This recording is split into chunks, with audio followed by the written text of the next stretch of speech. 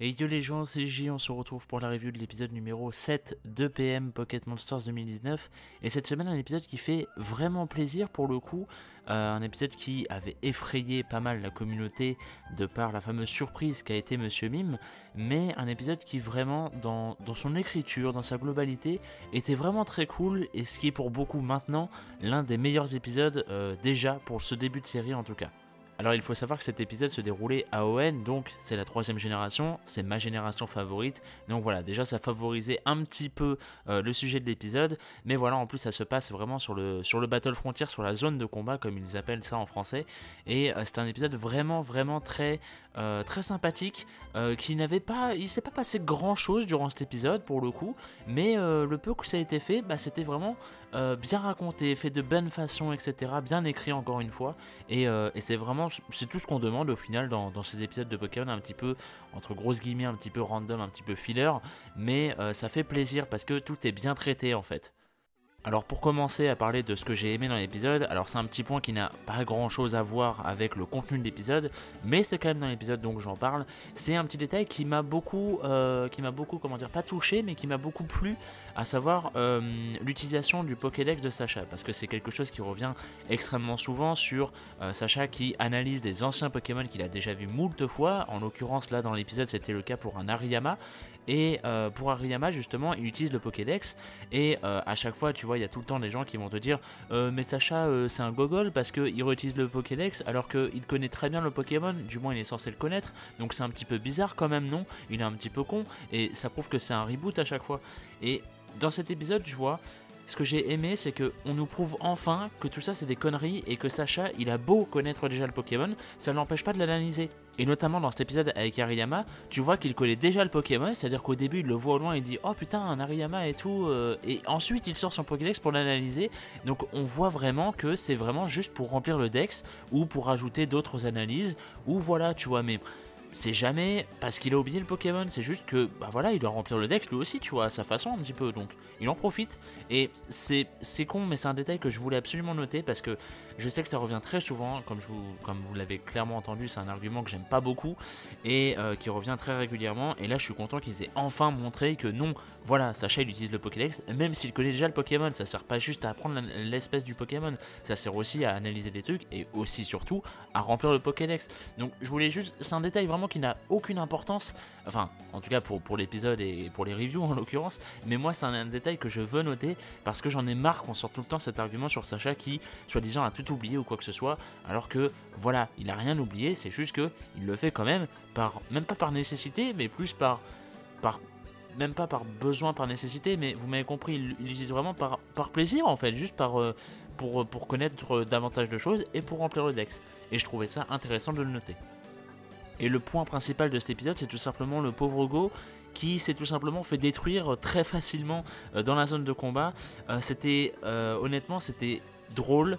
triste et à la fois beau dans un sens, parce que justement on te montre par cette façon de faire, par cette écriture qui te montre que vraiment Go n'a pas du tout le niveau, tu vois, et c'est pas en capturant 30 Pokémon en 2 jours que tu vas avoir le niveau des combats, bien évidemment. Et ce que j'ai bien aimé, tu vois, c'est que Go, tu vois, déjà il était pas très chaud pour le combat, et en plus il s'est vraiment fait dérailler, mais alors vraiment il s'est fait squash comme on dit dans le milieu du catch, c'est-à-dire qu'il y avait pas de versus, tu vois, c'est-à-dire que il s'est juste fait rouler dessus, il s'est juste fait détruire, et voilà, il y avait aucune compétition, tu vois, vraiment il y avait zéro versus pour le cas, pour le coup c'est le cas de le dire. C'est ça que j'ai beaucoup aimé dans l'écriture de cet épisode, c'est que on voit qu'il essaie quand même de bien faire pour ses Pokémon, mais il n'y arrive pas, tu vois, il a pas du tout même l'expérience pour ça, et c'était vraiment bien fait je trouve, parce que une fois qu'il a perdu et tout, tu vois, quand il va soigner ses Pokémon, tu sens en fait qu'il regrette de les avoir fait subir ça en fait, et je trouvais ça vraiment très bien parce que tu sens qu'il s'attache déjà à ses Pokés, et tu sens qu'il y a déjà un petit truc, il y a déjà un peu de profondeur qui commence à se faire travailler chez Go, et j'aime beaucoup ça, tu vois, j'aime beaucoup ça parce qu'il s'est fait prendre une rouge, tu vois, et c'est jamais drôle, tu vois, quand tu te fais laminer comme ça de la sorte, bien évidemment que tu rigoles pas et que tu le prends pas bien, c'est normal, tu vois, surtout quand il est jeune et qu'il a pas fait beaucoup de combats avant, on le rappelle, tu vois, c'est pas comme si c'était vraiment entraîné et tout, où il pourrait être dégoûté, mais voilà, tu vois, c'est complètement logique d'être dégoûté de la sorte. Mais ce que j'ai beaucoup aimé en plus de ça dans cette scène, c'est que Sacha justement intervient et dit à Go attends, tu vas voir mon combat et tu vas voir ce que c'est un vrai combat, tu vois. Et j'ai adoré parce que non seulement ça te place encore une fois Sacha en espèce de mentor, tu vois, j'allais dire en espèce de badass, mais il faut que j'arrête de dire ça, même si c'est un peu ce que je pense pour être honnête avec vous. Mais c'est surtout que ça le place vraiment en tant que mentor et en tant que vraiment, tout simplement un mec qui a vraiment de l'expérience, tu vois. Et c'est le cas, donc c'est ça qui est bien fait, tu vois, c'est bien mis en avant. Et du coup, Sacha lui dit vraiment attends, je vais te montrer ce que c'est qu'un vrai combat et tout. Tu vas assister à mon combat et tu vas voir ce que c'est. Et j'ai beaucoup aimé parce que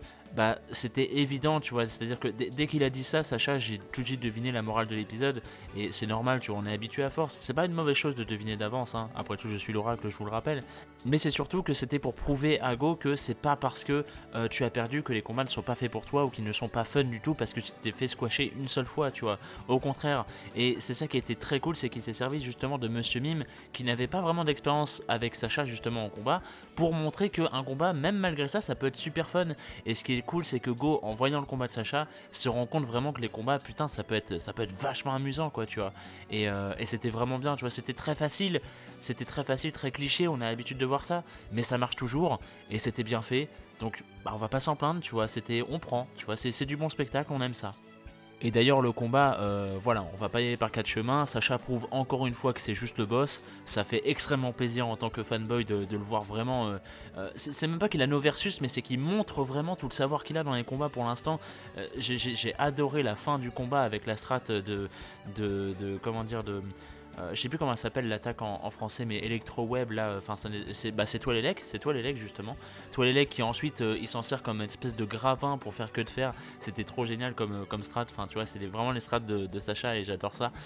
Et justement, Monsieur Mime, parlons-en. Quelle espèce de boss, quoi. C'était vraiment une belle surprise, Monsieur Mime, quoi, parce que au final c'est juste un monstre et tu vois c'est un peu ce genre d'humour à la Sun et Moon qui revient et qu'on apprécie un peu tous en vérité, tu vois, on va pas se mentir. Et c'était vraiment cool de voir Monsieur Mime comme ça, de ressortir vraiment de nulle part parce qu'on l'a jamais vu combattre vraiment Monsieur Mime, tu vois, et encore moins avec Sacha. Donc c'était vraiment cool de voir cette association un petit peu improbable, même si il y avait déjà des rumeurs depuis quelques semaines, voilà, on s'y attendait, c'était pas vraiment une surprise que ça serait Monsieur Mime son autre Poké, mais voilà, c'était toujours cool à voir et Monsieur Mime qui a juste détruit la compétition à lui tout seul, quoi. Enfin, pour te montrer à quel point c'est juste deux boss, à savoir Monsieur Mime et Sacha. Enfin, c'est des monstres ensemble et j'adore ce genre d'humour mêlé un petit peu à de la badassitude, tu vois. J'adore ça, moi. Je suis très friand de ce genre de choses. Ça marche très bien sur moi, donc voilà. Et Monsieur Mime était excellent et voilà, vraiment une belle surprise et ça fait vraiment plaisir ce genre de surprise en l'occurrence.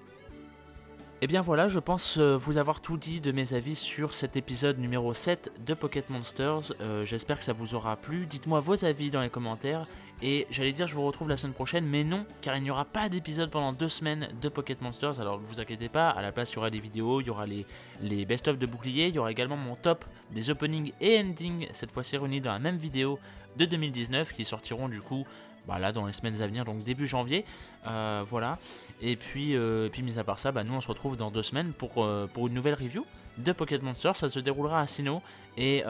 déjà rien que vu la preview, j'aurai déjà pas mal de choses à en dire et ça va jouer un petit peu avec les fields de DP. On va adorer ça évidemment. Et puis voilà, ça va juste faire plaisir. Donc merci à tous, rendez-vous à la prochaine, portez-vous bien, bonne année évidemment aussi, et des bisous.